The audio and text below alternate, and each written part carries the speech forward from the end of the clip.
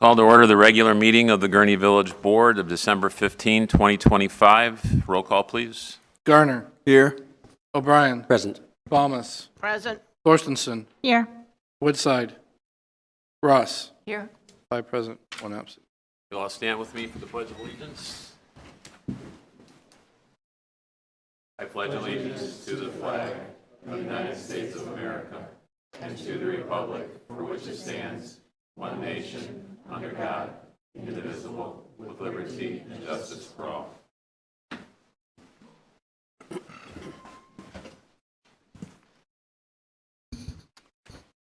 Welcome, everybody. On to the first item is public comment. This is public comment for anything that is on the agenda itself for tonight. There will be public comment that occurs afterwards that can be addressing any issue regarding the Village of Gurnee. There being none, on to the approval of the consent agenda. Is there a motion? So moved. Second. Motion by Trustee Baumus, second by Trustee O'Brien. Roll call, please. Garner. Aye. O'Brien. Aye. Thomas. Aye. Thorstenson. Aye. Ross. Aye. 5 aye. Motion carries. Pat?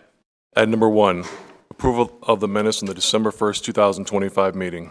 Item number 2, approval of ordinance 2025-86, accepting the final plat of subdivision of the Stonehenge subdivision. 1.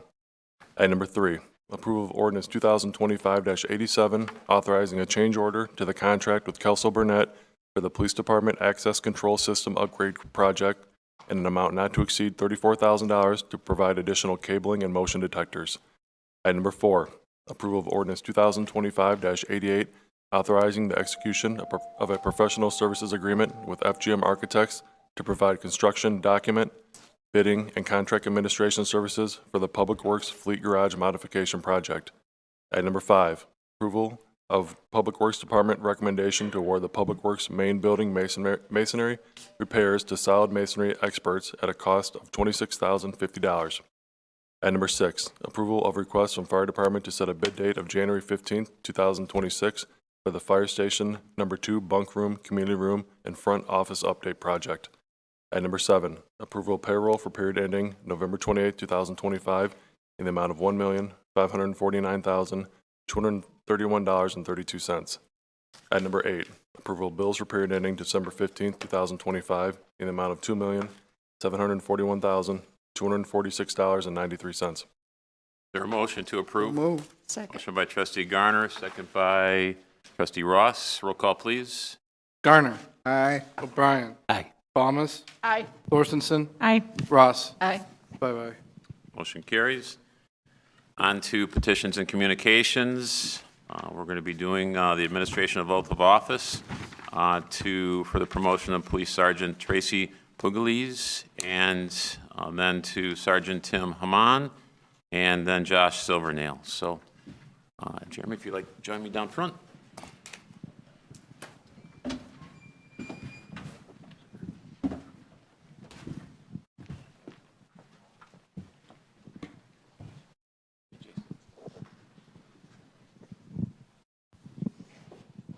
Thank you, Mayor. So, Tracy, if you'd like to join us up here. This is pretty exciting. We have 3 big promotions today. The first is going to be Detective Sergeant Tracy Pugliese. She has been with the department for almost 20 years now. So let me read a little bit of her bio, and then got a couple other things for you. Detective Sergeant Tracy Pugliese joined the Gurnee Police Department in February 2006. She served in law enforcement for 19 and a half years, serving as a patrol officer, a juvenile officer, an evidence technician. In 2011, Tracy was selected as a detective and assigned to the Gurnee Investigations Bureau.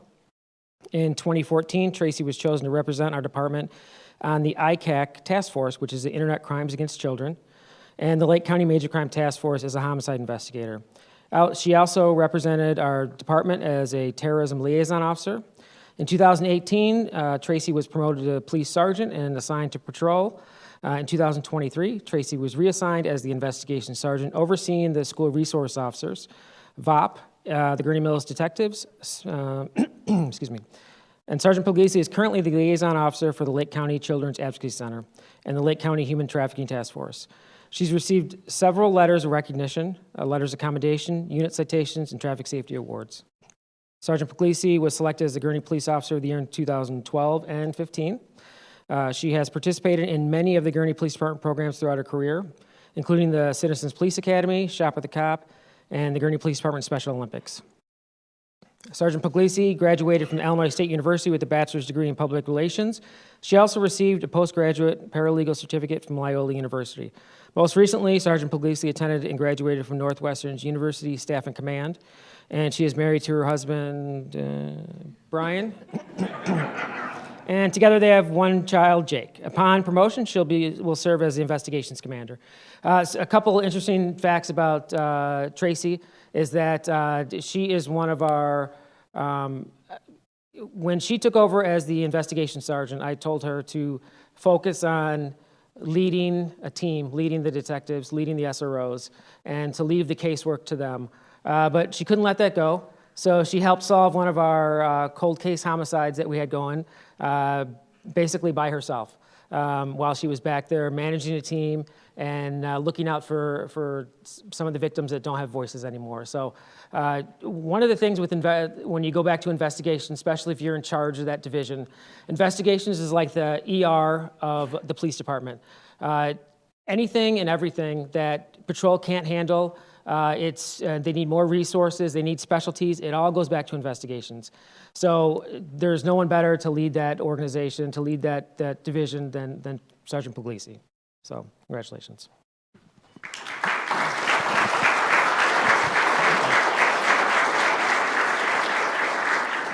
All right, now we'll administer the oath. So if you raise your right hand, please.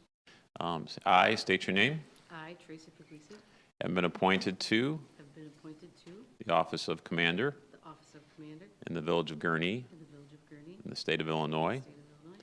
I do solemnly swear I do solemnly swear to support the Constitution of to support the Constitution of the state of Illinois, the State of Illinois, the United States, the United States. and I'll faithfully discharge the duties of I'll faithfully discharge the duties of the office of the office of Commander. Commander. Congratulations.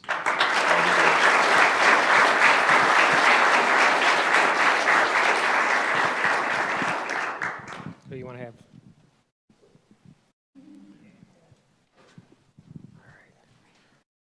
You've done this a couple times. It's only your fifth.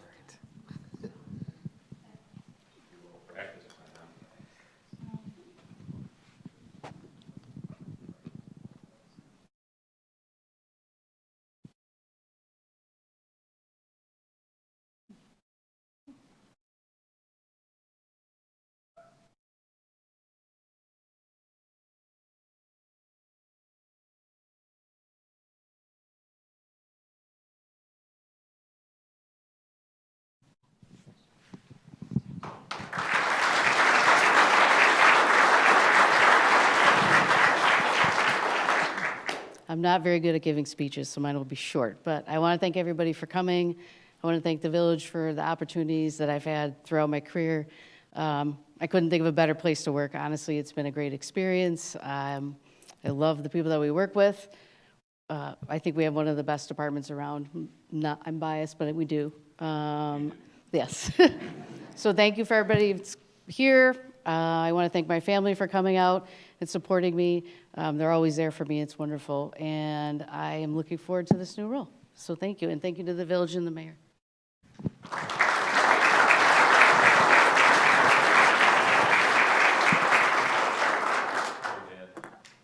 Just can't stay away, can you?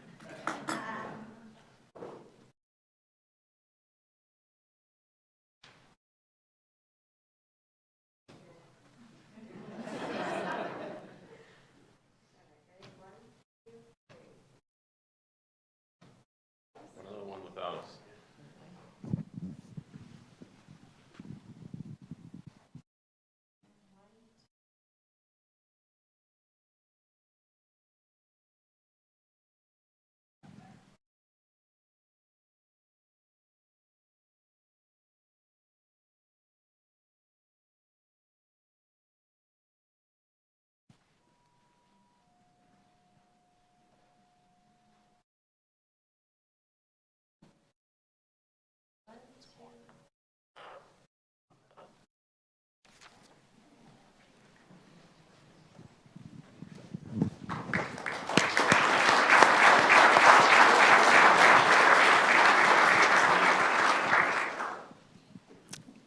Tim Hammond, come on up.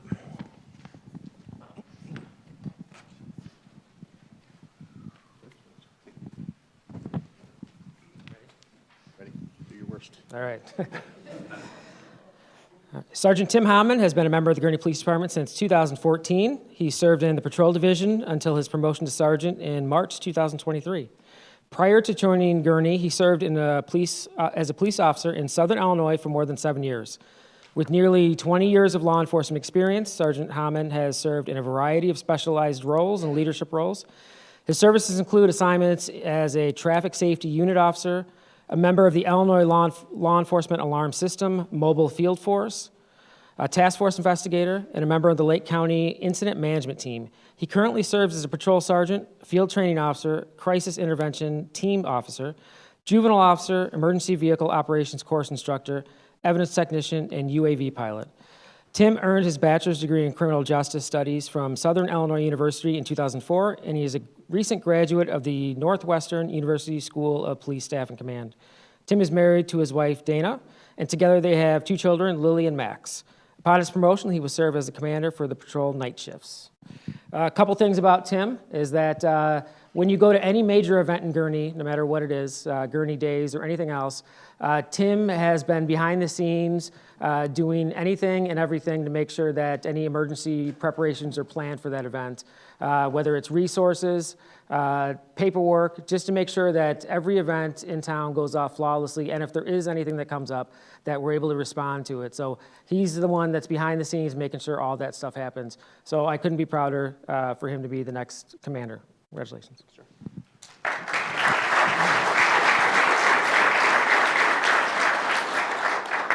All right, raise your right hand. I state your name. I, Tim Hammond, Having been appointed to having been appointed to the office of Commander the office of Commander, in the Village of Gurnee, Village of Gurnee, in the state of Illinois, the state of Illinois, do solemnly affirm do solemnly affirm I'll support the Constitution of I'll support the Constitution of the state of Illinois, the state of Illinois, the United States, the United States, and I'll faithfully discharge the duties of and I'll faithfully discharge the duties of Commander. Commander. Congratulations.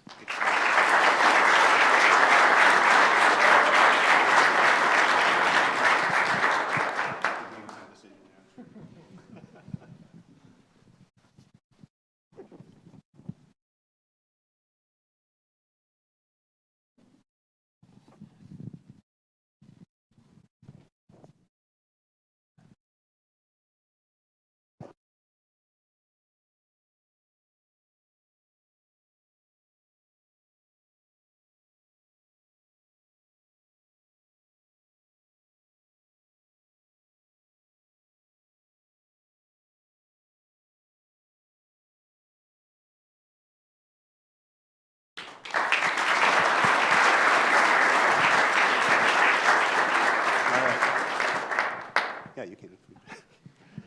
Tracy stole my the start of my speech that I don't like public speaking, so mine will also be short. I just want to thank everybody. Work with a great group, all the officers that I've had the pleasure to work with and have worked for me. Really made this easy for me. I appreciate Jeremy and Jason and the opportunity to fill this role. I feel like I'm kind of just getting out of the way of the next guy who's going to be up here shortly, to give him the opportunity to do, the thing that I've had the chance to do. So. Again, thank you to the mayor, the village board, the village, and everybody in the police department here that I've worked with. So thanks again.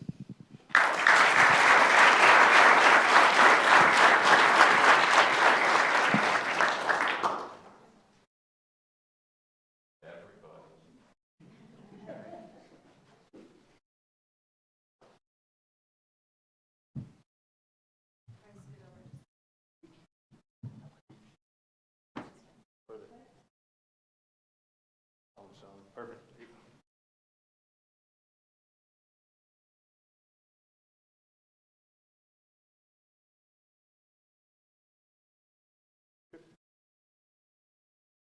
Yes, what a bum. All right, redo it.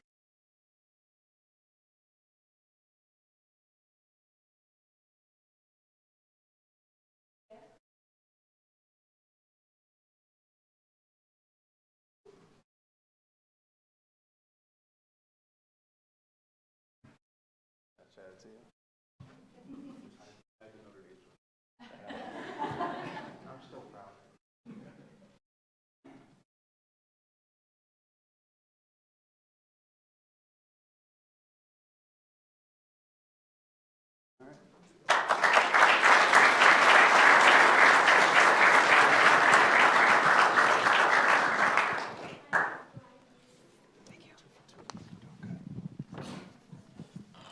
Josh.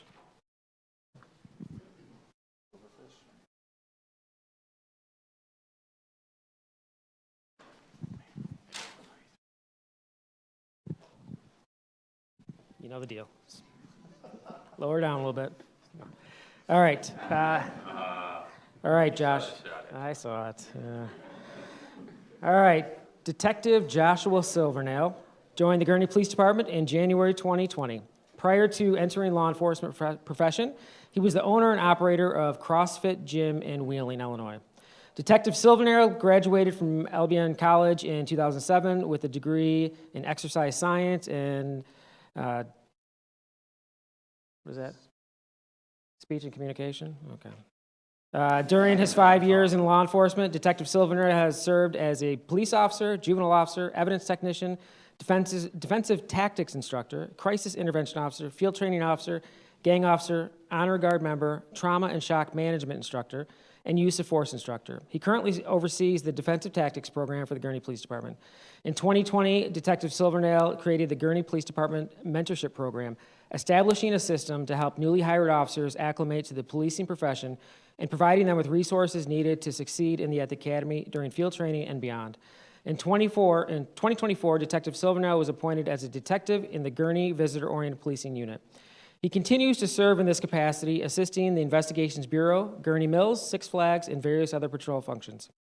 Detective Silvernail currently serves as the president of the Gurnee Fraternal Order of Police Social Lodge, where he dedicates time to the community outreach and charitable events such as Shop with a Cop, the Law Enforcement Torch Run, Coffee with a Cop, along with many others, raising proceeds for Special Olympics and families within our community.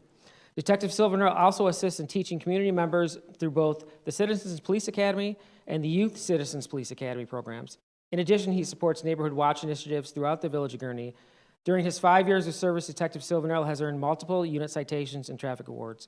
Josh is married to his wife, Danielle, and together they have 2 children, Jackson and Evelyn. Upon his promotion, he will serve as a patrol sergeant. A couple things about Josh. It doesn't really give it its due in here when it talks about the Gurnee Police Department mentorship program.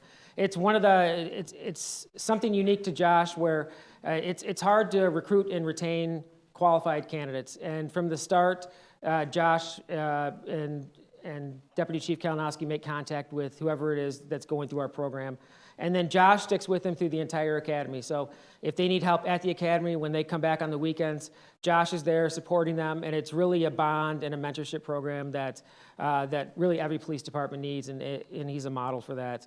And beyond that, Josh is becoming a sergeant is probably, a sergeant at the Gurnee Police Department is the hardest job at the police department.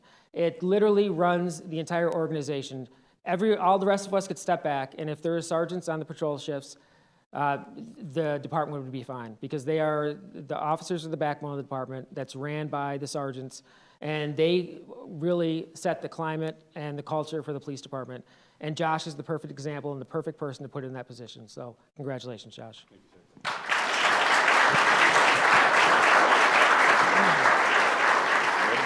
sir. Raise your right hand.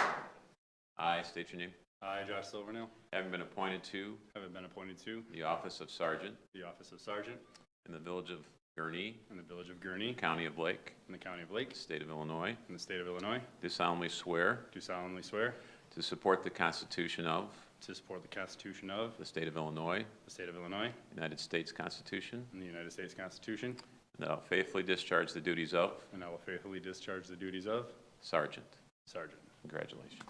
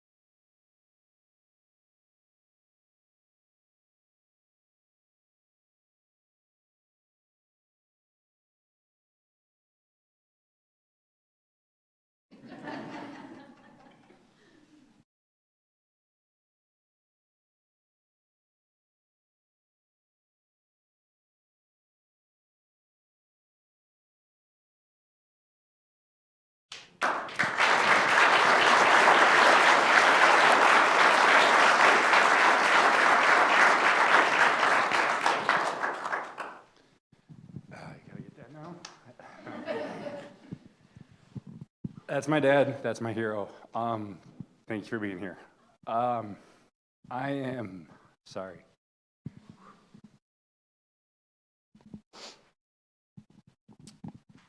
I am honored and blessed beyond belief to be in the position that I'm in here. First off, I want to thank God for the opportunity that I have, because without Him, I'm not here. But the village, the board, civil service, you guys took a chance on me. Chief, you went to bat for me in the beginning, and without you guys giving me this shot, I wouldn't be where I am today. With everybody in the back, from sergeants to commanders to lifelong lessons that you've taught to patrol things that I've learned from you guys, I am so extremely grateful, and I am so extremely excited to be able to be in this role to help facilitate moving forward with the department. I'm here to serve everybody that's in the back here, giving the best that I can so you guys can give the best that you can. So thank you for everything that you guys have taught me. Thank you for the things that you're going to continue to teach me, because God knows I'm going to be learning a lot here going forward. I want to thank my family, my friends, everybody who's here. Danny, Jax, Evie, stand up.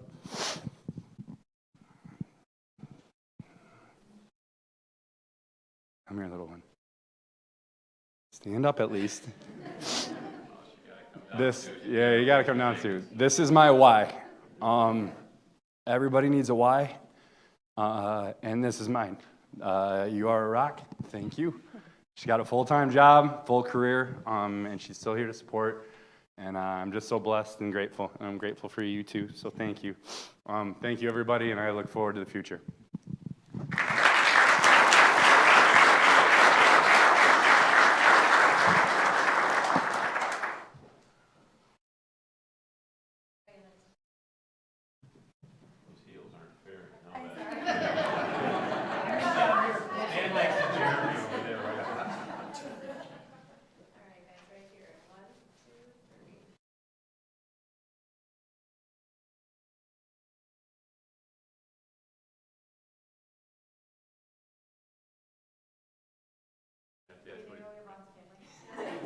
Family, friends, everybody.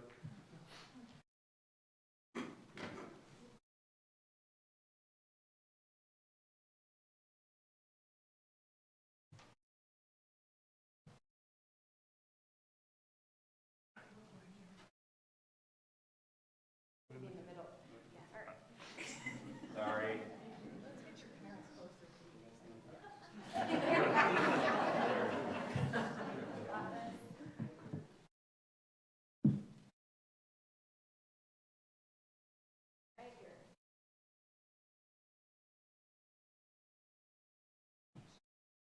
One picture with the three officers who stepped forward.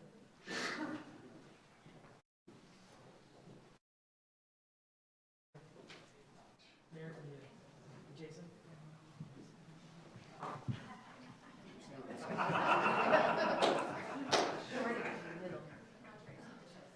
You gotta be used. Sean's in the center.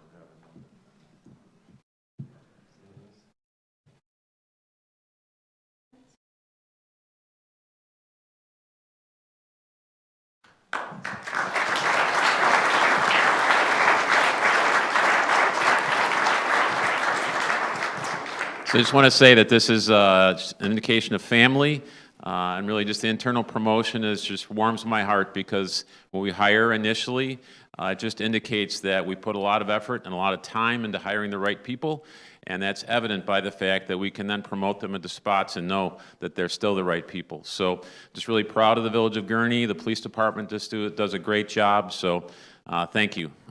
Thank you for all that you've done. So you guys aren't going to want to hear the rest of the meeting for those that have come for this part, so feel free to leave.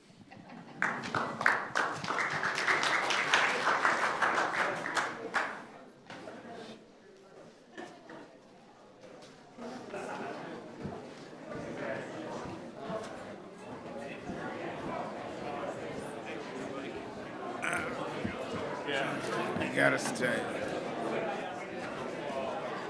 Tell me me more about, see, I'm like hearing people's plans for France. Just like I live vicariously. So, so those business class tickets, and that was awesome for you to be able to get business class. That's nice. Last one of the I year. was talking to Pam. We got to do that. You just gotta watch the prices. Sometimes you get an upgrade, but then Can't depend on yeah, I know, that's the Because I just problem. hate the people that get the upgrades are usually the. Boy, that was a freaking tall fire. family. But it's not the- I was watching Josh's mine. But like, It's like this. really, And then you stop and you go. those two places, I didn't write them down, but, because we kind of have a. I'll send you an email just to have. We some- were gonna do this. The 3-year-old is not just in court. He never leaves. And so it's so hard. Places, but these people have like degrees Yeah, and history. I like so- that. When we did like How can you Pompeii, not that put was the really camera? helpful to have like an archaeologist actually Yeah. take us to Golly. Pompeii. So the art that, we always, when we go, we'll take the red bus like Yeah, around yes, town right, just just to to get see a, and it's bearing. not so much to get a bearing, as how far everything is apart. Yeah. No, I hear you. By the first contract, today we got the budget, all the doc. Two things major that weren't disclosed. Working through that. Who's that group back there? Looking at years later, he's freaking out as a kid. I don't think this one is going to work for us, but I'll check it out though.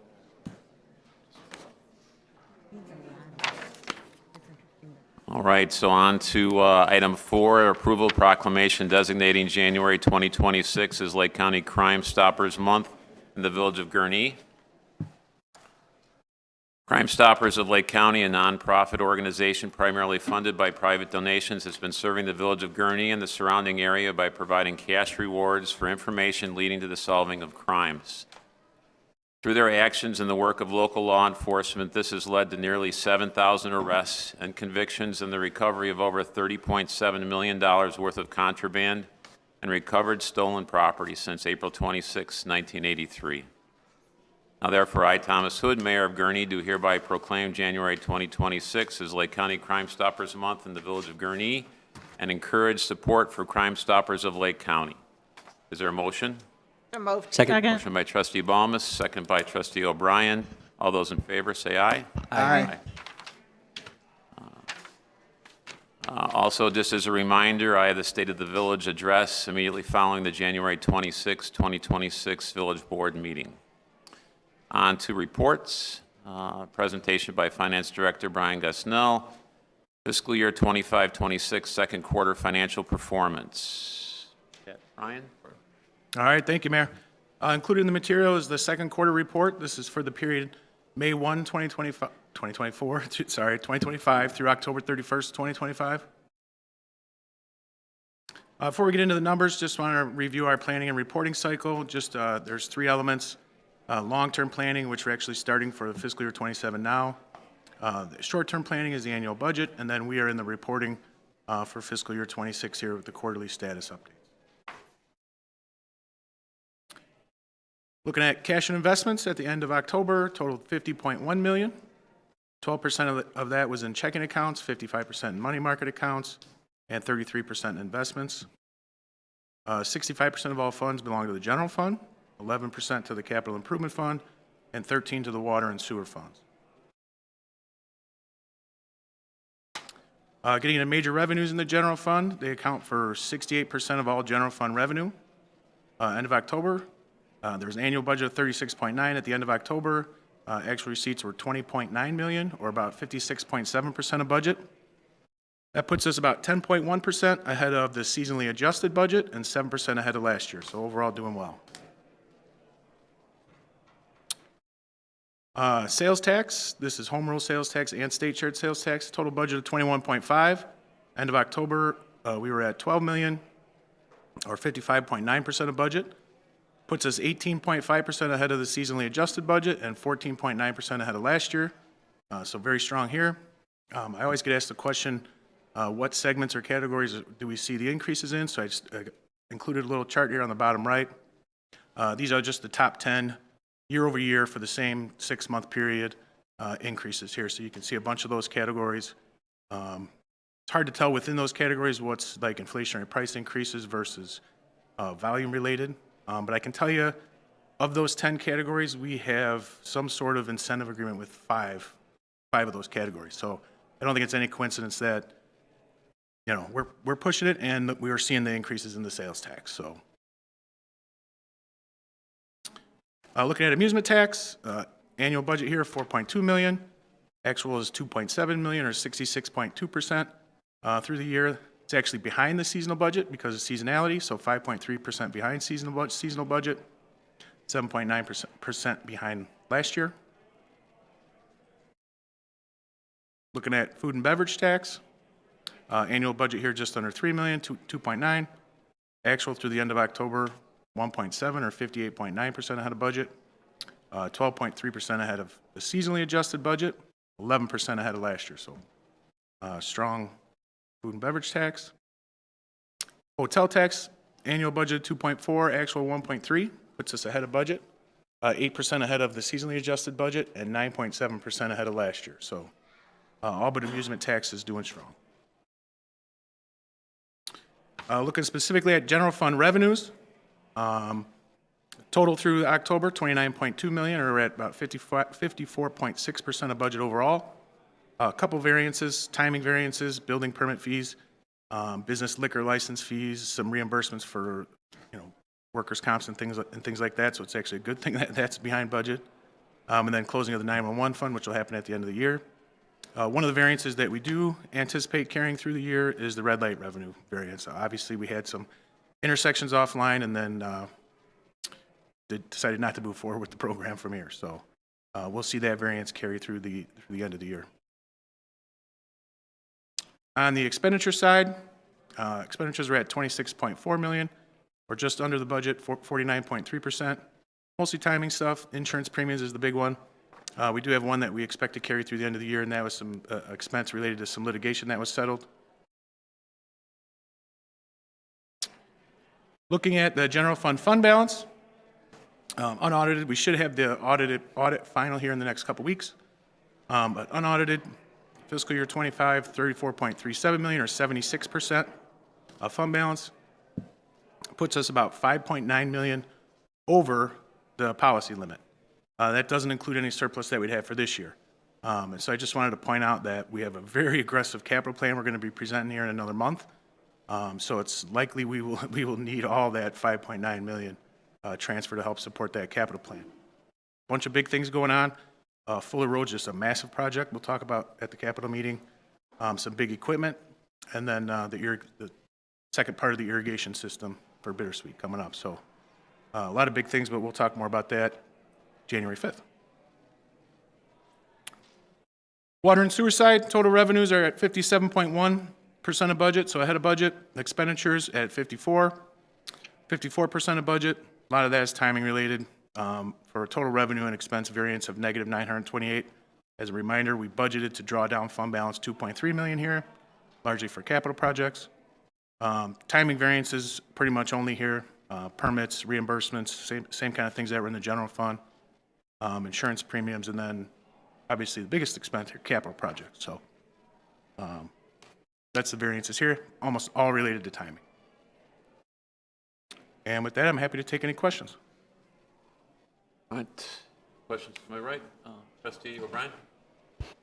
Just one, and just so I don't forget, if I could get that list of the categories that were so much improved, that's pretty interesting. Yeah, I just used the top 10, so I didn't. I think it's cool. Yeah. Thank you very much. Anything else to my right? No? To my left? Questions, comments? Thank you, Brian. Appreciate it. Take the good news. So on to item 2, presentation by Community Development Director David Ziegler, review of 2024 International Code Council building codes. Dave. Good evening. Good evening.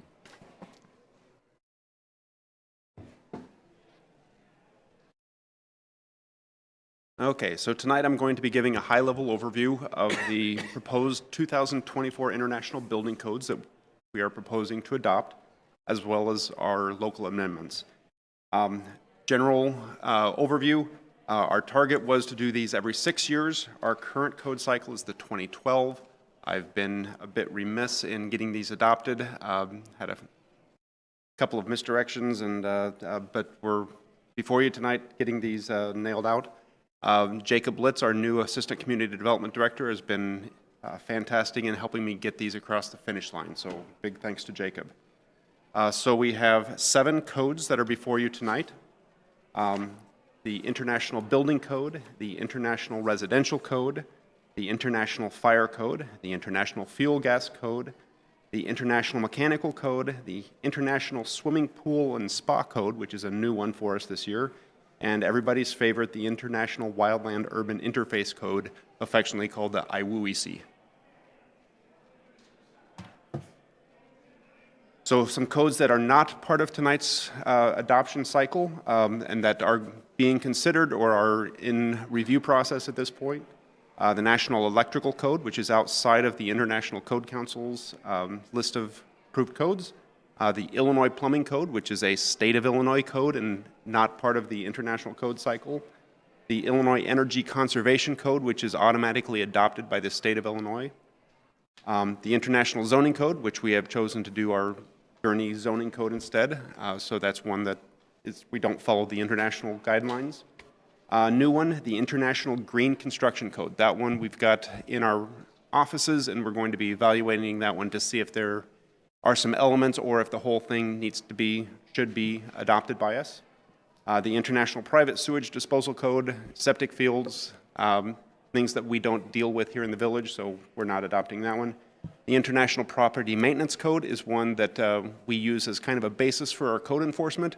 So we are looking at evaluating that one, doing some cleanup with our nuisance code and some other municipal code regulations, making sure that we're not overlapping. So we're going to try to clean that up and get that before you in the near future. The International Existing Building Code, this one enacts a lot of regulations on existing structures in town. We don't have a whole lot of structures that were not built without a building code, so this one's kind of been one that we've kept on the shelf for a while and have not adopted. And then finally, the Illinois Accessibility Code, which is all ADA and handicapped accessible regulations.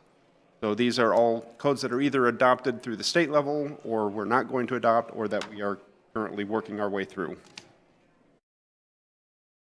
First code of importance is the International Building Code. So the International Building Code regulates all non-single family residential construction throughout the village of Gurnee. It classifies different structures by uses and types of construction and then lays out rules for each of those categories. Provides details and construction limitations based upon structural design, emergency egress, and special use types. Things like Gurnee Mills Mall kind of has its own set of code regulations because it's a very different animal than what a single tenant space within a retail strip center. So we have a couple of amendments that we have proposed. The first of which is moving the threshold for daycares. So this is something we did a few years ago in the last code cycle. The State Fire Marshal's Office typically does the regulation for daycares through the DCFS. Their threshold is eight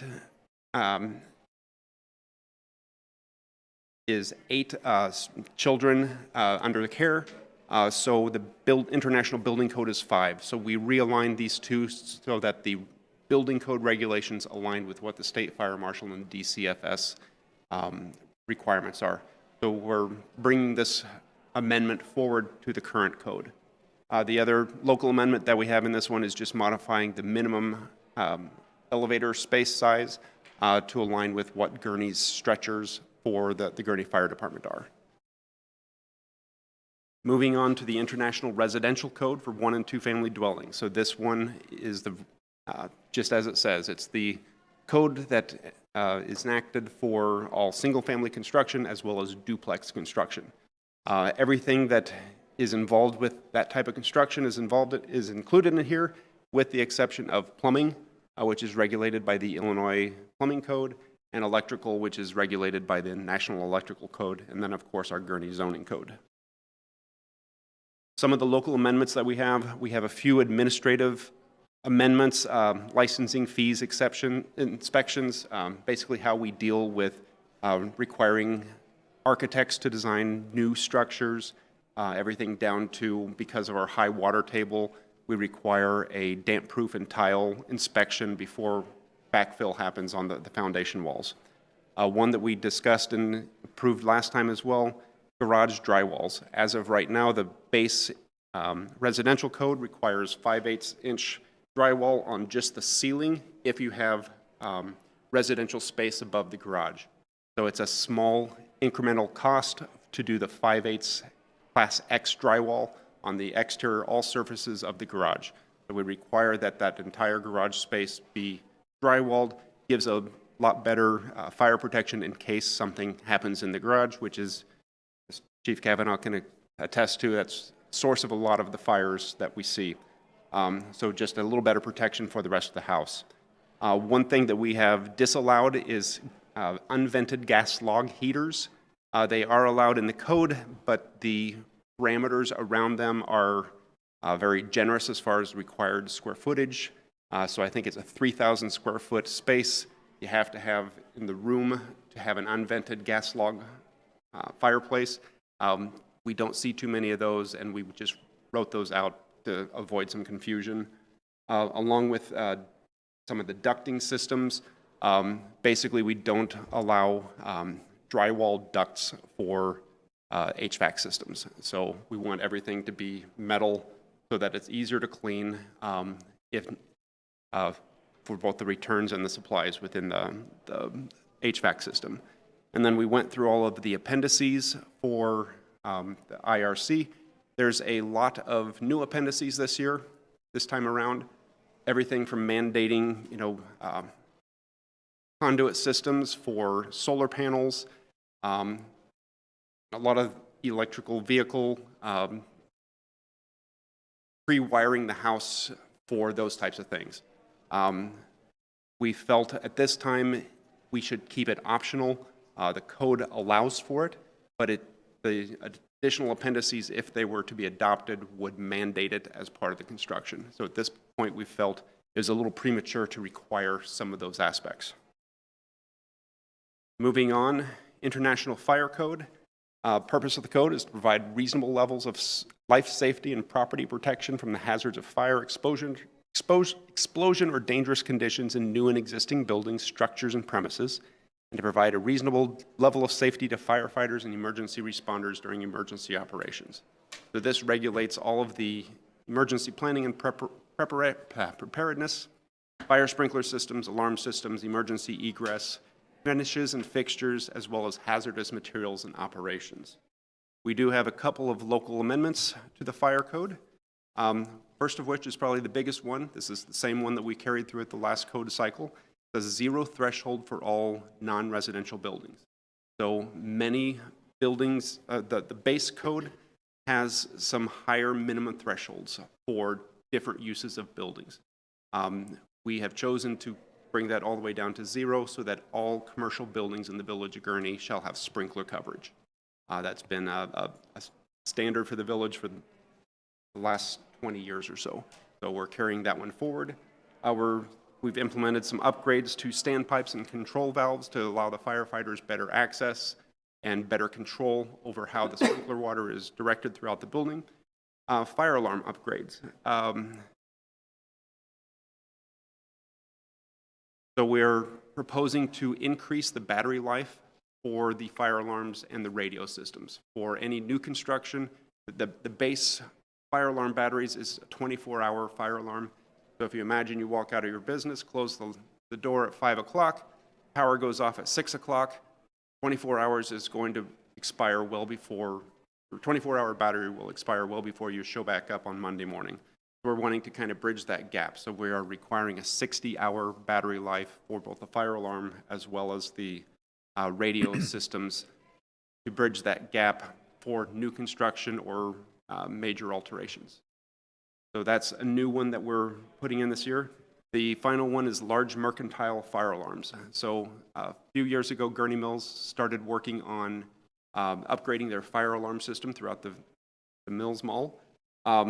They have been very successful. However, they have a few tenants that are long-standing tenants that have not upgraded their systems. So this gives Gurnee Mills and the village of Gurnee a little bit of teeth so that we can mandate that they get those fire alarms upgraded to the new addressable system so that we can complete the project and have a good, better upgraded system throughout the entire mall. The International Fuel Gas Code, fairly straightforward code, regulates natural gas or propane and all the piping within non-single-family development throughout the village. Similar as the building code, unvented room heaters, we don't want those in our occupied spaces, so those are disallowed. And then corrugated stainless steel tubing, it's a potentially problematic piping material that is susceptible to having leaks if it's not installed perfectly. So that's something we've seen in the past. Our inspectors have seen some experience in the past where that hasn't been installed perfectly. So we're going ahead and disallowing it. There's plenty of options that are reasonably priced that don't utilize that standard. The International Mechanical Code is handles all things HVAC, heating, ventilation, air conditioning. Similar to the building code, once again, the plenums, the stud cavities, we want those to be finished surfaces and not just the back side of the drywall being used to move the air throughout the home. The International Swimming Pool and Spa Code. So this is a new code this year. New, but not really new. It used to be appendices within the International Building Code and the International Residential Code. They pulled those out of those two sources and created their own code so that all the regulations can be found in a single place. So we are adopting that one. No local amendments to that code other than just some general references to some of the other codes in the Illinois Plumbing Code. The International Wildland Urban Interface Code. No local amendments. This is one that the Village of Gurnee has no qualifying areas that are qualified as wildland areas. However, we do get some extra points by adopting this code as it goes towards our ISO ratings. So that is why this one is before you tonight again. And that concludes the 7 codes that we've got before you. I'd be happy to answer any questions that you may have. I think what we'll do is, as we go through the separate adoptions of these items in new business, we could ask questions. Maybe that'd be more specific. You'll stay there, David. Is that okay? That is fine. Thank you. All right. So no old business and on to new business. Item number 1, approval of ordinance 2025-89, adopting the 2024 edition of the International Building Code as modified and with supplements, providing penalties for violations and amending Chapter 18, Article 3 of the Gurnee Municipal Code. Is there a motion? So moved. Second. Motion by Trustee O'Brien, second by Trustee Thorstensen. Any questions or comments, especially questions for David? Trustee O'Brien? Not to this one specific, but to all of them. Are these all going forward, or is there anything that's retroactive? Everything will be moving forward. Effective date is March 1st. We have to give a 60-day notice to the Illinois Commerce Commission before they can go active. So they will be any building permits that are applied for the first time after March 1st of 26. Thank you. Any other questions or comments? Roll call, please. Garner. Aye. O'Brien. Aye. Thomas. Aye. Thorstensen. Aye. Ross. Aye. 5-0. Motion carries. Item 2, approval of ordinance 2025-90, adopting the 2024 edition of the International Residential Code for 1- and 2-family dwellings as modified and with supplements, providing penalties for violations and amending Chapter 18, Article 4 of the Gurnee Municipal Code. Is there a motion? So move. Motion by Trustee Garner, Second. second by Trustee O'Brien. Any questions or comments? Trustee Russ? When you were talking about the sprinklers for commercial and then, so we aren't requiring it for new homes? New homes, it is the standard base requirement. So, Oh, it is. so that was adopted for the first time in 2012. That was new into the codes in 2012, and we adopted it at that point. So it is still as part of the base codes. There are no exceptions or required to have every single family home covered in sprinklers. So every business, every building, basically.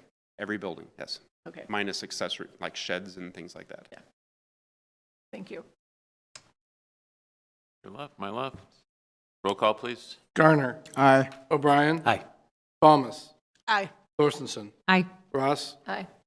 5 Motion carries. Item 3, approval of ordinance 2025, 91. adopting the 2024 edition of the International Fire Code as modified with supplements, providing penalties for violations and amending Chapter 34, Article 2 of the Gurnee Municipal Code. Is there a motion? So move. Second. Motion by trustee Garner, second by trustee Thorstensen. Any questions or comments? There being none, roll call, please. Garner. Aye. O'Brien. Aye. Thomas. Aye. Thorstensen. Aye. Ross. Aye. 5 Motion carries. Item 4, approval of ordinance 2025, 92. adopting the 2024 edition of the International Fuel Gas Code as modified and with supplements, providing penalties for violations and amending Chapter 18, Article 9 of the Gurnee Municipal Code. Is there a motion? So moved. Motion by trustee Ross, second by trustee Balmas. Any questions or comments? Roll call, please. Garner. Aye. O'Brien. Aye. Thomas. Aye. Thorstensen. Aye. Ross. Aye. 5 Motion carries. Approval of ordinance 2025, 93.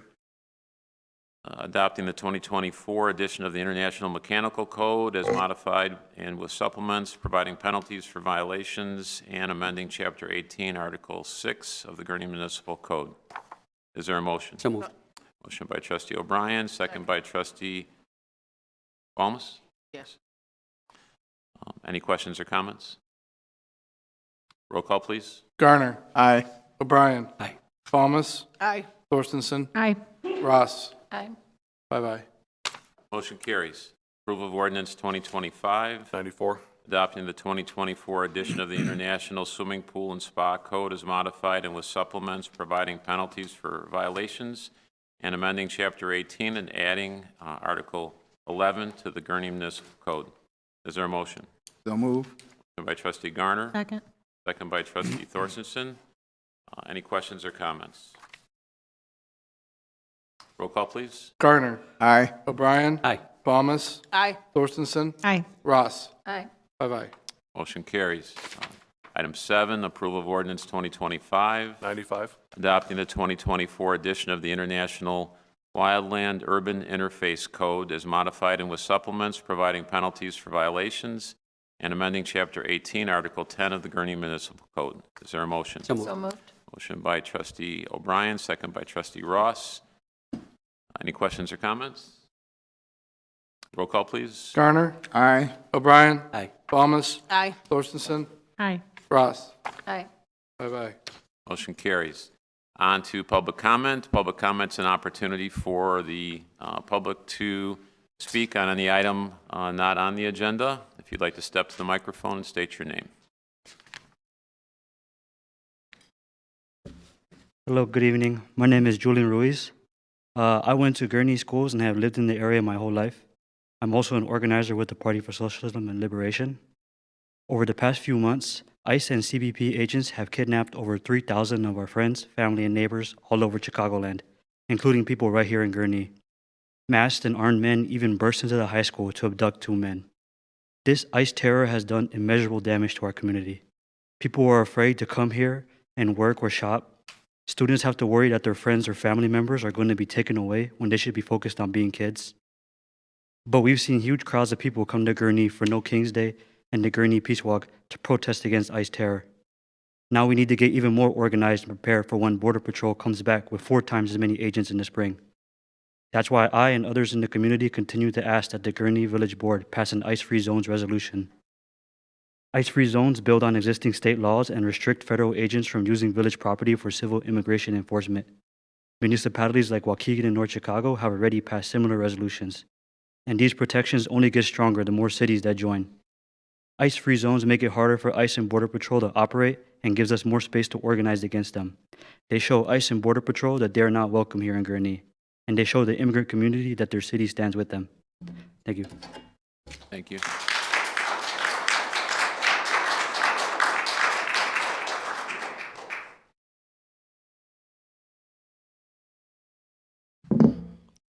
Good evening, Mayor Hood and members of the Village Board. Could you My please name- state your, oh, okay. My name is Katie Salyer. I chose to live in Gurnee and raise my family here in large part because of the Woodland Schools dual language program and its clear message that inclusion and multilingualism are strengths in this community. I am here tonight to ask the board to take clear affirmative action by adopting local ordinances that protect residents, restore trust, and align Gurnee with neighboring municipalities and county leadership. Specifically, I'm asking that Gurnee, 1, establish itself as a welcoming city, 2, adopt a resolution that prohibits the use of face coverings during local operations, requiring federal agents to be identifiable, and 3, to designate ice-free zones on village-owned property, including schools, parks, and community facilities. These are not radical ideas. Evanston, Waukegan, or Chicago, Lake County, they've already taken concrete steps to limit local entanglement with federal immigration enforcement and to affirm protections for immigrant residents. Gurnee should not lag behind when the stakes for community safety and trust are this high. This request is not about partisan politics. It is about local governance, constitutional accountability, and the responsibility of municipal leaders to protect the people who live, work, and attend school here. Communities across the political spectrum recognize that public safety depends on trust. But ICE and CBP, however, have been repeatedly documented engaging in overreach, aggression, and unconstitutional conduct. They've detained immigrants and citizens without warrants, engaged in extreme intimidation, and enacted aggressive use of force, even near school grounds or even on high school campuses. These actions cause real harm. They fracture families, traumatize children, and undermine confidence in all law enforcement, including our own local police, who depend on community cooperation to do their jobs safely and effectively. When federal agents operate anonymously, masked, unidentifiable, and unaccountable, it erodes the rule of law itself. A face covering prohibition is not symbolic, it is basic accountability that affirms transparency and constitutional norms. I want to briefly address the concern raised that ordinances limiting ICE activity are unenforceable. Enforcement sometimes is not the sole or even primary purpose of these measures. Local ordinances set standards for cooperation, they restrict the use of village resources and property, and they clearly communicate community values. They shape how residents experience their government and whether or not they feel safe. Silence, by contrast, is not neutral. When the village fails to act, it signals tolerance of practices that instill fear and destabilize entire neighborhoods. By adopting welcoming city policies, ice-free zones, and identification requirements, Gurnee would be affirmatively stating that it values constitutional rights, transparency, and the dignity of all who live here. I urge this board to act deliberately and courageously. Align Gurnee with proven local models, protect community trust, and make it clear through policy, not just words, that Gurnee is a place where families can live without fear. Thank you for your time and cooperation.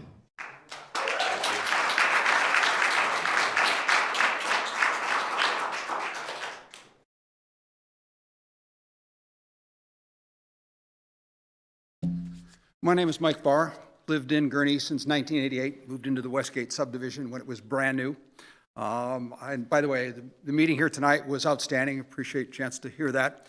I've lived here long enough that I remember when the neighbor came over and was excited that the new guy, Tom Hood, was going to run for office for the first time, and made sure that we were voting for him. So over those 37 years now, I've interacted with the city in a number of ways. Construction on the house, remodeling the basement, redoing the driveway, and contractors are quick to point out that since I'm having this work done in Gurnee, the city inspectors are tough, the city ordinances are complete, it's going to take a little longer. And given that I still live in that house, I appreciate that those trusses are built to spec. I appreciate that that driveway hasn't sagged. I have learned that the city inspectors are professional, that the city engineer is doing his job, and I appreciate that. In the last few years, I've interacted with the police force in everything from Gurnee days to disposing of shells that turned up in my shotgun shells in my sister-in-law's apartment. We didn't want them there anymore. They are professional. They are serving. I have a brother-in-law who was in the police force, and I have seen both officers who are good and officers who are outstanding. And I'm really impressed with Gurnee's police force. In my cul-de-sac, 4 of us have been there for the 37 years because this is a great community. Now, I contrast all that professionalism that you guys helped to build, that you guys build the culture of and support, with what I see ICE doing. breaking car windows to grab people they don't have a warrant for. Federal judges accusing them of lying in court. Ministers who've talked to me personally about the troubles they have trying to see somebody who's being detained and minister to them. That makes no sense to me. I do ask you, as my predecessors have here, that Gurnee should stand for the culture you have built and not what we see with ICE. Please pass the ordinances that restrict their use of this, that make it clear the great organizations you have built here should not taint their culture with what we see ICE doing. Thank you. Thanks.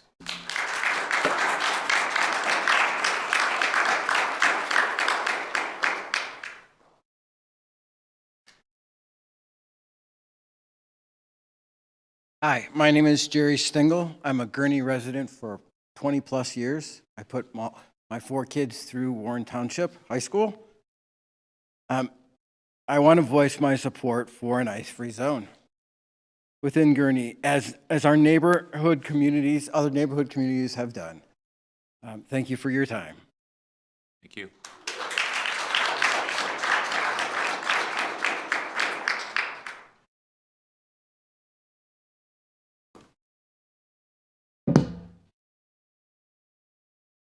Good evening. My name is Michelle Nachman, and I have lived in Gurnee for 34 years and have worked at Woodland Elementary for 24 years. One of my duties is to keep students safe. My confidence in being able to do that came to a screeching halt the day after our current president's inauguration.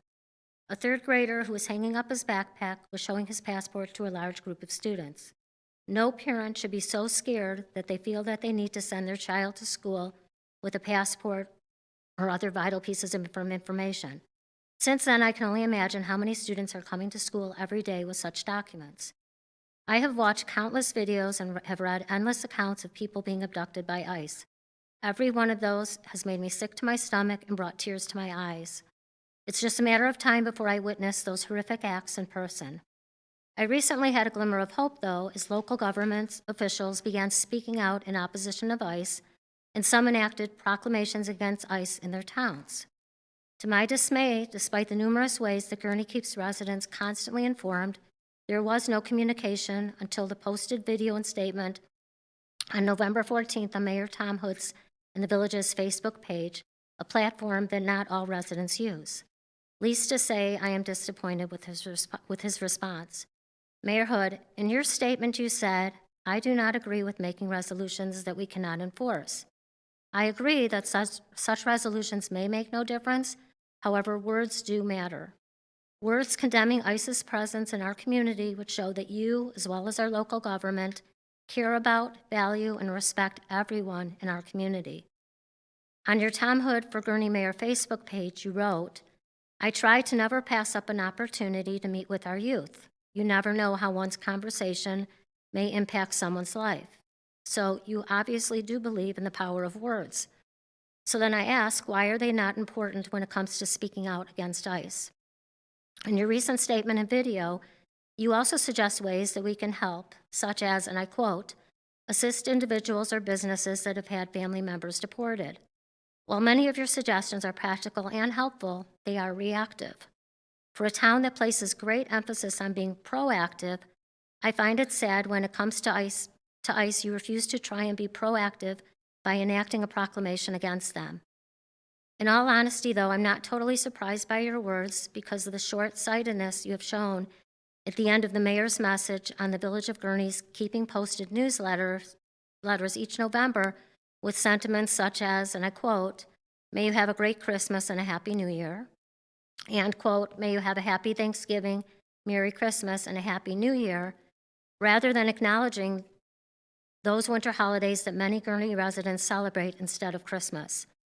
If you truly recognize, respect, and value the diversity in our community, future sentiments should mention all those holidays or simply offer words of warm holiday cheer. Thank you for letting me speak, and because words do matter, I hope you will give serious consideration to mine. Thank you.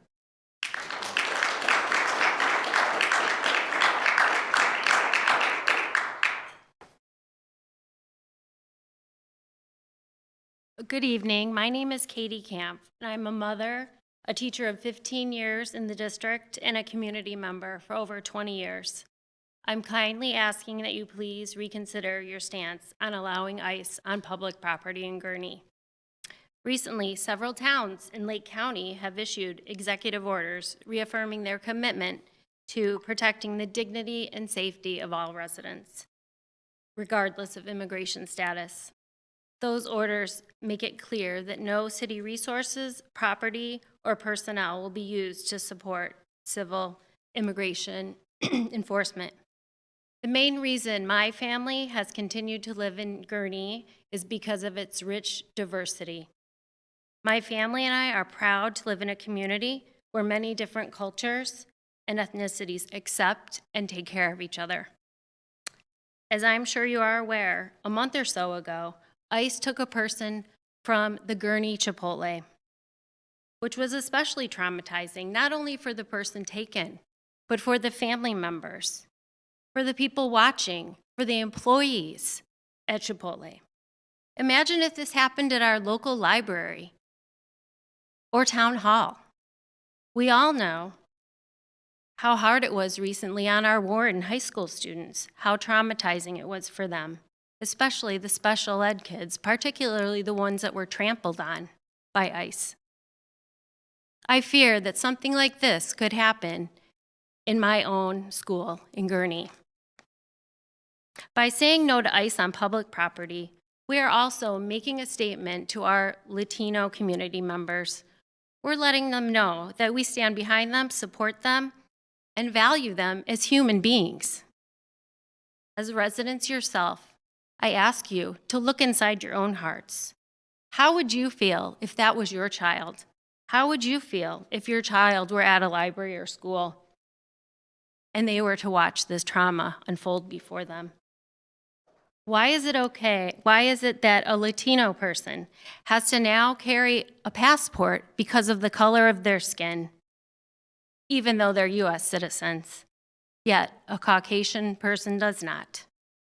This is not American, and this certainly is not the town of Gurnee that I have known and cherished to live in for 22 years. Thank you for your consideration.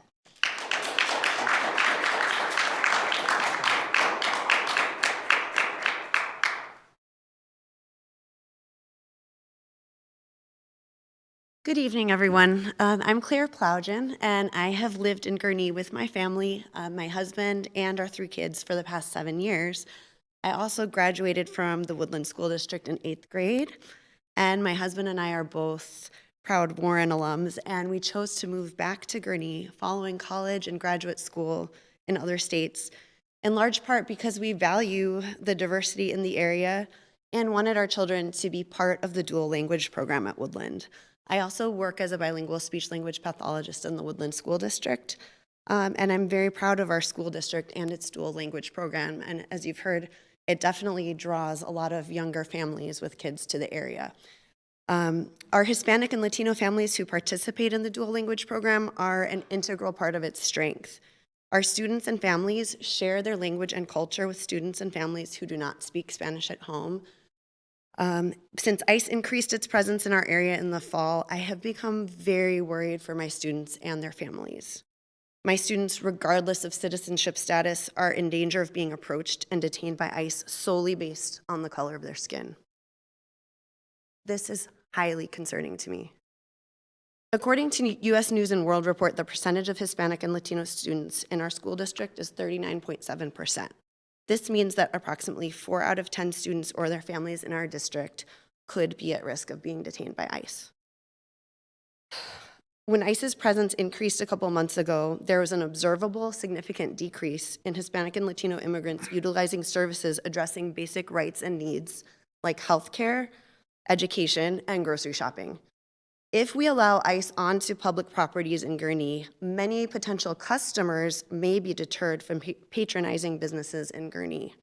I would like to think that Gurnee will welcome the many Hispanic and Latino customers in the area by following the example of other nearby communities who have issued executive orders reaffirming their commitment to protecting the dignity and safety of all residents, regardless of immigration status. This not only makes sense from an ethical standpoint, but also from a financial one. I urge our leadership to make it clear that no city resources, property, or personnel will be used to support civil immigration enforcement. Thank you for listening.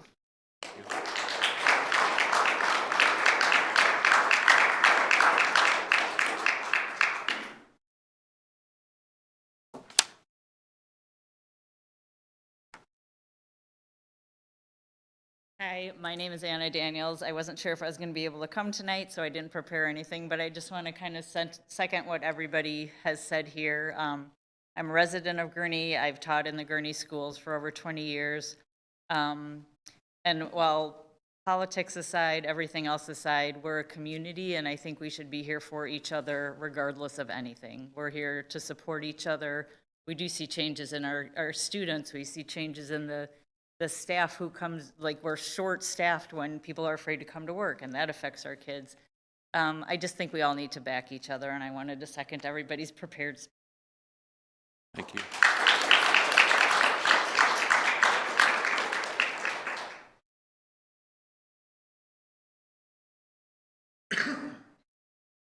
My name is Blake Thomas. I've lived in Gurnee since 2008. I also didn't prepare anything to speak, so I respect the spirit of those who didn't, but I feel compelled to speak. As we sat through the beginning of this meeting with very little fanfare, and I did the math in my head, we approved motions for something like $4.3 million covering basic village business. And I'm sure those were thoughtful votes, of course. We heard about the budget in tens of millions of dollars, and all of that was about building codes to keep people safe. We promoted officers to keep people safe. We do all these things to keep community members safe. And they cost money. Passing these kinds of resolutions to not collaborate with immigration enforcement, to not make village property available for immigration enforcement, actually costs less than all of those things and keep community members safe. I didn't do the math on the years, but when I think about the amount of experience of living in this community, just in this room, we're in like the hundreds of years, I think. We all respect the job that you do, the job that you're here to do. But as we were looking at those building codes, I was thinking about that last one, the wild land one, and the gentleman noted that we don't even have any wildlands that are approved, but we are improving our ISO code or our ISO score by passing this resolution. Who knows what the future holds? Maybe we'll have lands like that. But the idea of passing a resolution to help protect the people of this community, the people that work in this community, the people that learn in this community. My wife is a teacher, by the way. My son goes to Woodland. Protecting people in this community is the job that you are all here to do, and I ask you to do that by passing an ordinance that ensures that we will not be collaborating with these kinds of enforcement actions, that ensures that our public property, village property, is not made available to these folks, and ultimately, regarding the ability or the enforceability of these laws or not. We just passed an ISO code that isn't even relevant to the village right now. I would think that these kinds of resolutions would make sense given that they will make people safer and they will make people feel safer. Thank you.